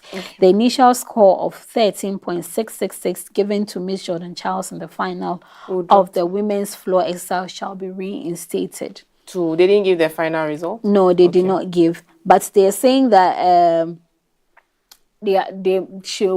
she might lose it if it goes through. Then somebody will place third. Yes, someone else would rather place third. Past. Let her. I mean, she celebrated getting that award at third. Exactly. So And even just give it to her her. sister was posting on social media trying to like to talk about marginalization, to talk about racism and all of that. She was saying that it's out of racism. No, this will not be racism. I mean, it's there. It proves. Then there are rules and regulations governing it. So, but I'm just saying. I mean, she celebrated, and it's past and gone. Days or hours later. So, let's just let the ruling lion sleep. Or now, what do you think? Yeah, and so please, too. I mean, I'm not happy, especially with the number of medals African athletes won. 11.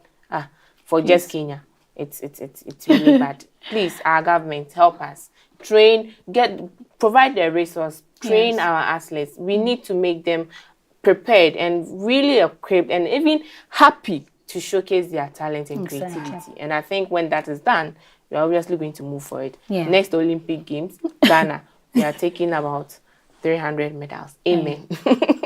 Amen. Right. So this brings us to the end of today's edition, Hello Africa Morning Show.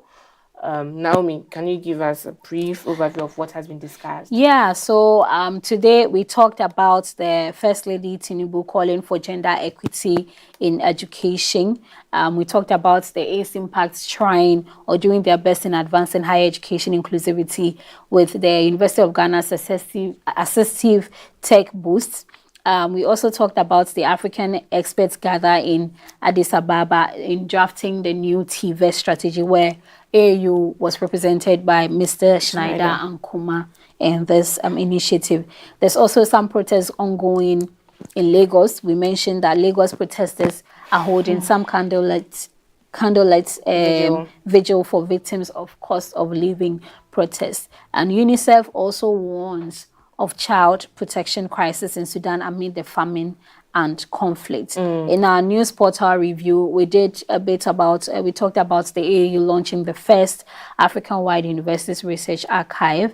We also spoke about the ministers trying to adopt a continental AI strategy for 2025 to 2030, which is by the African Union. We talked about the campus protests happening in some North African countries amidst the assassination of Hamas leader, and then the some students, angry Anglophone students, calling for exam candidate selection, saying that it is quite unjust. We did a bit of sports, which of course we brought you some highlights from the closing ceremony of the Olympic Games. Yeah, and we also engaged Mr. Kwesi Akwasam. Yes, we did. We did. The 6th president of the Grassac USA. He shared his life experience and journey so far from Ghana to the USA. If you missed it, that is not all. You can visit our social media handles, specifically the Association of African Universities on Facebook and YouTube to watch